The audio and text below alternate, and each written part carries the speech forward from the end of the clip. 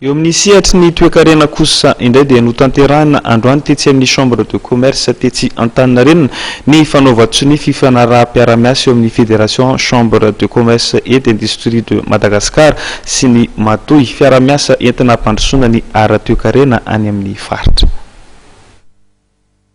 Ho fampandrosoana ny ara-toekarena ny any amin'ny faritra dia notanterahana androany tetsy amin'ny chambre de commerce Antaninarenina ny fanaovatso ny mpiara-miasa eo amin'ny fédération des chambres de commerce et d'industrie de Madagascar sy ny matoy chambre de commerce any amin'ny faritra Menabe amorony mani vakina karatra no iaraha-miasa amin'ny matoy ny rotonta dia samy manana tanjona hampandroso ny faritra ary hanampy ireo mponina any ambanivohitra. Vita androany tokoa ny fanaraha-piaramiasa eo amin'ny fédération chambre de commerce d'industrie de Madagascar miaraka amin'ny matoy.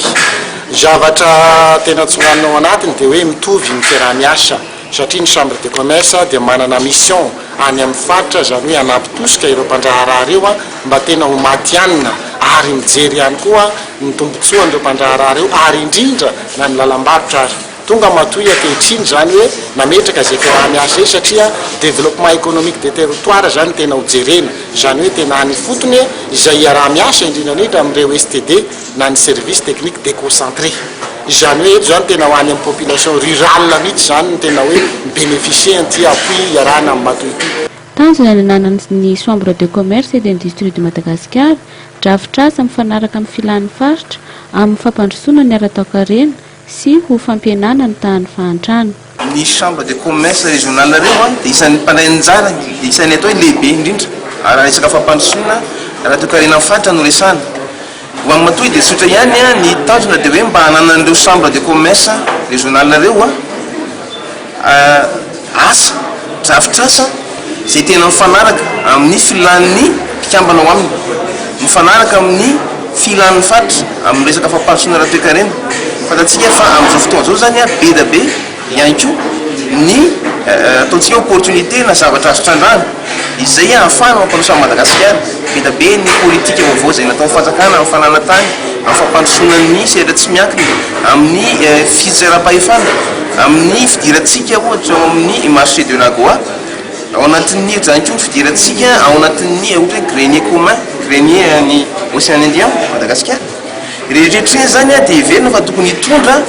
iainga vaovao ho an'ny sehatra tsy miankina any amin'ny faritra tsirairay avy ka ny fiaraha-miasa amin'ny chambre de commerce régional rehefa manana paikady manana drafitr'asa mamaly ny filan'ny sehatra tsy miankina ao amin'ny faritra izy dia ao amin'ny matoy izay ny zava-dehibe ka mifantoka amin'izay fanoravana drafitr'asa izay mainga avy amin'ny filan'ny faritra mainga avy amin'ny base de données mazava tsara sy ny olana izay tena iainan'ny mpandraraha ny initiative ny mpandraraha izay zany ny heverina zava-dehibe rehefa vita io drafitr'asa io dia izay no hamaritra ny fiarah-miasa amin'ny matoy sy ny chambre de commerce rehefa avy eo. Ny matoy dia fandarana asa vatsian'ny firenena Suisse ary miasa eto Madagasikara ho fampiroboroboana ny ara-toekarena. Any amin'ny faritra vakina karatra Amoromani Menabe no misy azy ary mivelatra amin'ny sehatra nasionaly noho izy manampy ireo sehatra tsy miankina amin'ny fampandrosoana ny fotony.